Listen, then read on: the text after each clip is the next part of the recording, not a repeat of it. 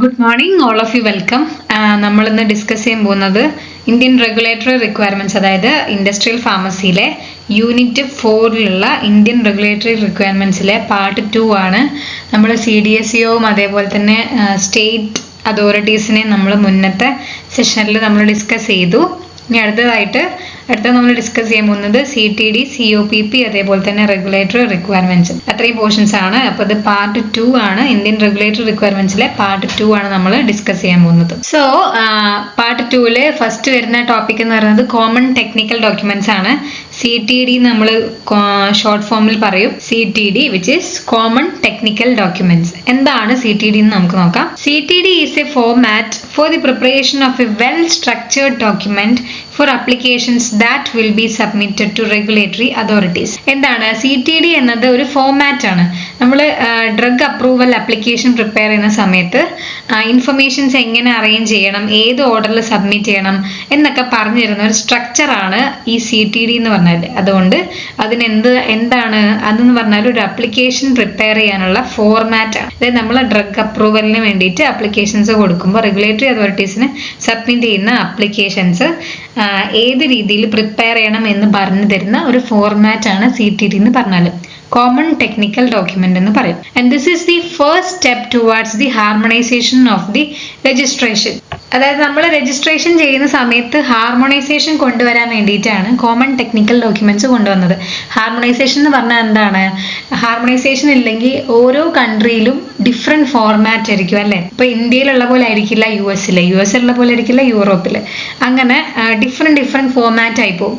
അത് ഒഴിവാക്കാൻ വേണ്ടിയിട്ട് എല്ലാ കൺട്രികളിലും ഒരു ഫോർമാറ്റ് ഫോളോ ചെയ്യാൻ വേണ്ടി അങ്ങനെ ഒരു കൺട്രികൾ തമ്മിലൊരു ഹാർമോണൈസേഷൻ കൊണ്ടുവരാൻ വേണ്ടിയിട്ടാണ് നമ്മൾ കോമൺ ടെക്നിക്കൽ ഡോക്യുമെന്റ്സ് കൊണ്ടുവന്നത്. അപ്പം ഇതെന്ന് പറയുന്നത് നമ്മുടെ രജിസ്ട്രേഷന്റെ കേസിൽ ഹാർമോണൈസേഷൻ കൊണ്ടുവരാൻ വേണ്ടിയിട്ടുള്ള ഒരു ഫസ്റ്റ് സ്റ്റെപ്പാണ് കോമൺ ടെക്നിക്കൽ ഡോക്യുമെന്റ് എന്ന് പറയുന്നത്. The agreement to assemble all the quality, safety and efficacy information in a common format called CTD, Common Technical Document. അതായത് ഈ CTD ഫോർമാറ്റിൽ കോമൺ ടെക്നിക്കൽ ഡോക്യുമെന്റ് എന്ന് പറഞ്ഞ ഫോർമാറ്റിൽ എന്താണ്? ഡ്രഗിന്റെ ക്വാളിറ്റി, സേഫ്റ്റി, എഫിക്കസി, ഈ വക വരുന്ന എല്ലാ ഡീറ്റെയിൽസും, അതായത് quality datas, safety datas, efficacy datas എല്ലാം ഒറ്റ ഫോർമാറ്റിലാണ് പറയേണ്ടത്. എല്ലാം ഒറ്റ ഫോർമാറ്റിലേക്ക് കൊണ്ടുവരാന്നുള്ളതാണ് CTD ചെയ്തിട്ടുള്ളത്. അതായത് നമുക്കറിയാം ക്വാളിറ്റി എന്ന് പറയുന്നത് മാനുഫാക്ചറിങ്ങിന്റെ ഒരു പ്രോപ്പർട്ടിയാണ്. ഇനി സേഫ്റ്റി എന്ന് പറയുന്നത് നമ്മൾ ടോക്സിസിറ്റിന്റെ ഒരു പ്രോപ്പർട്ടിയാണ്, അല്ലെ? എഫിക്കസി എന്ന് പറയുന്നത് നമ്മൾ ക്ലിനിക്കൽ എഫക്റ്റ് നോക്കുന്നതാണ്. അപ്പൊ ഇതൊക്കെ ഡിഫറെന്റ് ക്രൈറ്റീരിയസ് ആയതുകൊണ്ട് ഇവരെല്ലാവരും ഡിഫറെന്റ് ഫോർമാറ്റിൽ ഉള്ളതിനെക്കാട്ടും നമുക്ക് എളുപ്പം എന്തായിരിക്കും? ഒറ്റ ഫോർമാറ്റിൽ കൊണ്ടുവരുമാണ്.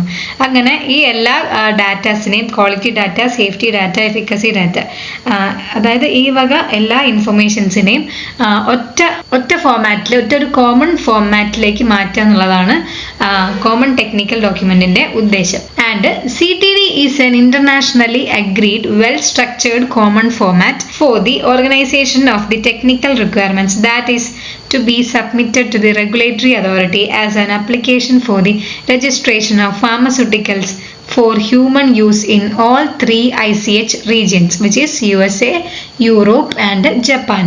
അതായത് CTD എന്ന് പറഞ്ഞാൽ എന്താണ്? ഇന്ത്യന്റെ മാത്രമല്ല, ഇന്റർനാഷണലി അഗ്രി ചെയ്തിട്ടുള്ള ഒരു വെൽ സ്ട്രക്ചേർഡ് കോമൺ ഫോർമാറ്റ് ആണ്. നമ്മൾ ഈ പുതിയ ഡ്രഗുകളൊക്കെ രജിസ്ട്രേഷൻ ചെയ്യുന്ന സമയത്ത്, അതായത് ഹ്യൂമൻ യൂസിന് വേണ്ടിയിട്ട് നമ്മൾ ഉപയോഗിക്കുന്ന ഫാർമസ്യൂട്ടിക്കൽസിന്റെ രജിസ്ട്രേഷന്റെ സമയത്ത് അതിന്റെ രജിസ്ട്രേഷന് വേണ്ടിയിട്ടുള്ള ആപ്ലിക്കേഷന് റെഗുലേറ്ററി അതോറിറ്റിക്ക് സബ്മിറ്റ് ചെയ്യേണ്ട ടെക്നിക്കൽ റിക്വയർമെന്റ്സിന്റെ ഒക്കെ ഓർഗനൈസേഷന് വേണ്ടിയിട്ട് നമ്മൾ യൂസ് ചെയ്യുന്ന ഫോർമാറ്റ് ആണ്, വെൽ സ്ട്രക്ചേർഡ് ഫോർമാറ്റ് ആണ് എന്ത്? CTD എന്ന് പറഞ്ഞാൽ. അപ്പൊ അത് മൊത്തം ഇന്റർനാഷണലി അഗ്രി ചെയ്തൊരു ഫോർമാറ്റ് ആണ് CTD. അത് ഇന്റർനാഷണലി അക്സെപ്റ്റ് ചെയ്തെന്ന് പറയുമ്പോൾ ആരൊക്കെ ആയിരിക്കും? നമ്മുടെ 3 ICH റീജിയൻസിലും ഈ CTD അഗ്രി ചെയ്തിട്ടുണ്ട്. അതായത് USA, Europe, Japan, USA FDA, food and drug administration FDA ആണ്. FDA ആണ് എന്ത് റെഗുലേറ്ററി അതോറിറ്റി. ഇനി യൂറോപ്പ് ആണെങ്കിൽ EMA ആണ് റെഗുലേറ്ററി അതോറിറ്റി. ഇനി ജപ്പാനിലാണെങ്കിലോ ministry of health, labour and welfare ആണ് ജപ്പാനിലെ റെഗുലേറ്ററി അതോറിറ്റി. അപ്പം ഈ 3 റെഗുലേറ്ററി അതോറിറ്റീസും അക്സെപ്റ്റ് ചെയ്തിട്ടുള്ള, അതായത് ഈ ICH റീജിയൻസിലുള്ള ഈ 3 കൺട്രീസ് അല്ലെങ്കിൽ 3 റീജിയൻസും അക്സെപ്റ്റ് ചെയ്തിട്ടുള്ള, ഇന്റർനാഷണലി അഗ്രി ചെയ്തിട്ടുള്ള വെൽ സ്ട്രക്ചേർഡ് കോമൺ ഫോർമാറ്റ് ആണ് കോമൺ ടെക്നിക്കൽ ഡോക്യുമെന്റ് എന്ന് പറഞ്ഞാൽ. അപ്പം നമ്മുടെ ഇന്ത്യയിൽ മാത്രമല്ല CTD യൂസ് ചെയ്യുന്നത്, USA, യൂറോപ്പ്, ജപ്പാനിലൊക്കെ കോമൺ ടെക്നിക്കൽ ഡോക്യുമെന്റ് പ്രകാരമാണ് അവർ രജിസ്ട്രേഷന് വേണ്ടി application സബ്മിറ്റ് ചെയ്തത്. ഇനി CTD is a joint effort of 3 regulatory agencies. CTD കൊണ്ടുവന്നതും ആരാണ്? 3 റെഗുലേറ്ററി ഏജൻസിന്റെ എഫേർട്ട് പ്രകാരമാണ് CTD വന്നത്. CTD എന്ന് പറയുമ്പോൾ കോമൺ ടെക്നിക്കൽ ഡോക്യുമെന്റ്. അപ്പം 3 റെഗുലേറ്ററി ഏജൻസീസ് ഏതൊക്കെയാണ്? യൂറോപ്യൻ മെഡിസിൻസ് ഏജൻസി, EMEA എന്ന് പറയും, യൂറോപ്പിന്റെ റെഗുലേറ്ററി അതോറിറ്റിയാണ്. Food and drug administration FDA, which is regulatory authority of USA, and finally ministry of health, labour and welfare MHLW, which is the regulatory authority of Japan. അപ്പം ഈ 3 regulatory ഏജൻസീസിന്റെ effort കാരണമാണ് എന്തുണ്ടായത്?